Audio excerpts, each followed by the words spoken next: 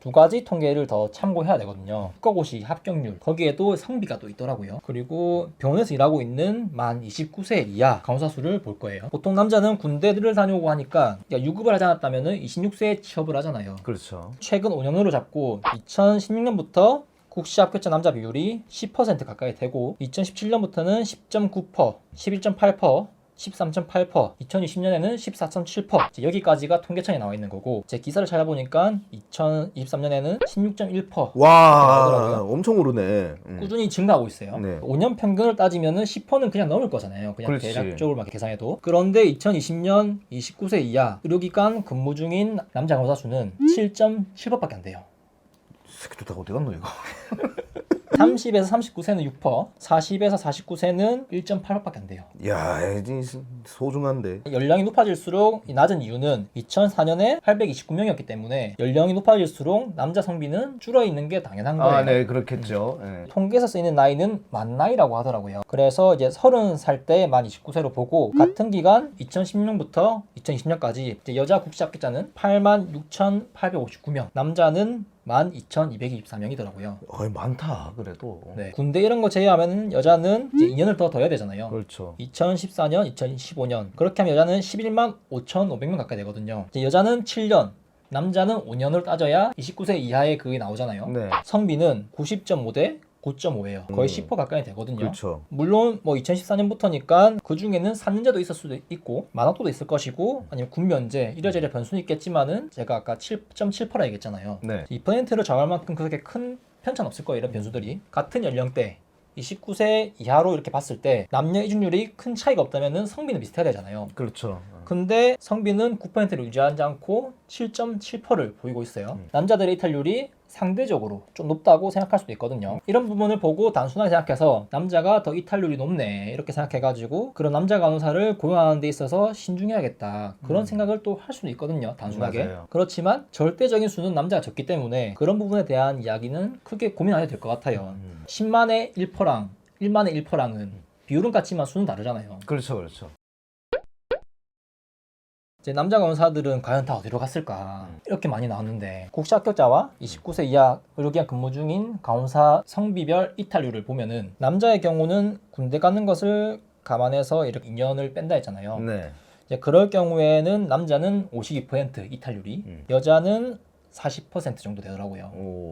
둘 다 이탈률이 높은 건 맞지만 남자가 조금 더 높다 이제 그런 결과가 나와요. 2020년에 면허 소지 중인 남자 간호사는 21,000명을 돌파했다고 해요. 2021년부터 2023년까지 이 3년간의 데이터 기사를 찾아봤거든요. 국시 합격한 남자 간호사 수는 진짜 놀랍더라고요. 1921명. 1921명. 3년 동안 나온 게. 근데 지금 2020년까지 임상에 남아있는 남자 간호사 수가 1965명이잖아요. 네. 3년 만에 나온 간호사 수가 2020년까지 이렇게 쭉 쌓아 올린 데이터보다 큰 차이가 안 나잖아요. 이런 걸 생각하니까 순간 멍하더라고요.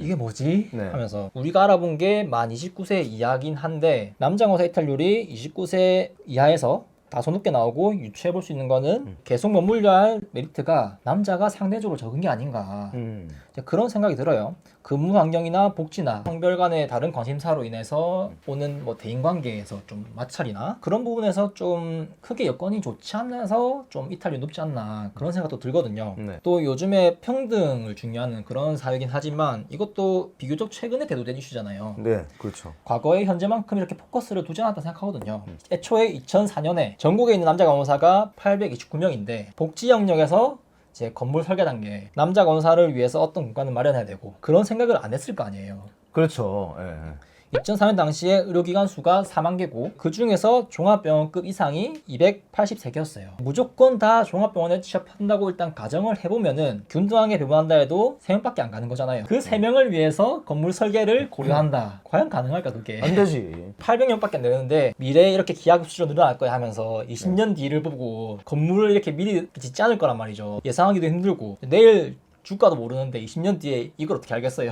그렇지, 그렇지. 병원 증축하려면은 관공서의 허가를 받고 리모델링 하려면은 이렇게 과정에서 다 허가를 받아야 된다고 하더라고요. 네. 사이드 메뉴로 남자 간호사 복지를 위해서 하나 추가할 수 있겠지만은 단지 남자 간호사 복지 하나를 위해서 관공서에 이렇게 건물 이렇게 개조에 대한 허가를 받지 않을 거란 말이죠. 아, 네. 우리 응급실 남자들 저 병원 밖에 건물에 탈의실 있어.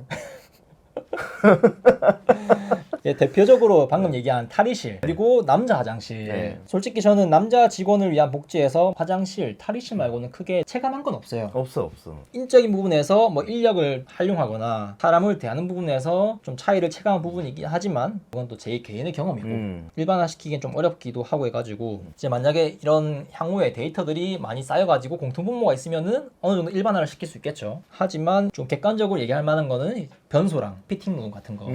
제가 들은 이야기가 있는데 옛날 일이 아니고 최근에 있었던 일이에요. 병원 설계할 때 병원에 환자용 남자 화장실 말고 남자 직원 화장실을 설계에 포함하지 않는다고 하더라고요. 아, 병원 애초에 지을 때. 네, 이미 설계 단계부터 옛날도 아니고 최근이에요. 이제 이런 성비에서 나오는 통계를 고려한 것인지 모르겠는데 이제 시작부터 아예 그냥 배제하고 한다고 하더라고요. 효율을 겁나 따졌네. 최근에 지어지는 이제 큰 병원, 큰 네. 병원들은 복지를 고려해가지고 네. 이걸 넣기도 하더라고요. 제가 다녔던 곳도 이제 새로 건물을 지었을 때 남자 직원을 위한 그런 공간들이 이전과 다르게 생기고 했거든요. 과거에 지어진 병원들은 환자나 보호자들이 쓰는 화장실을 같이 쓰거나 남자 화장실을 따로 분류된 그런 직원용 공간이 없거나 상대적으로 적었거든요. 반대로 간호사 전용 화장실은 있어요. 간호사실 근처에 간호사들만 쓸 수 있게 만들어진 그런 화장실이 있더라고요. 병동에 보면 스테이션에 그렇게 또 있고. 있죠. 네. 만약에 그런 상황에서 남자 간호사가 병동으로 이렇게 배치가 됐다. 그러면은 거기는 여자 화장실이구나 이렇게 생각을 할 거란 말이죠. 그렇지. 나도 간호사니까 공용으로 쓰자. 그런 생각을 또 할 수도 있어요. 하지만 보통은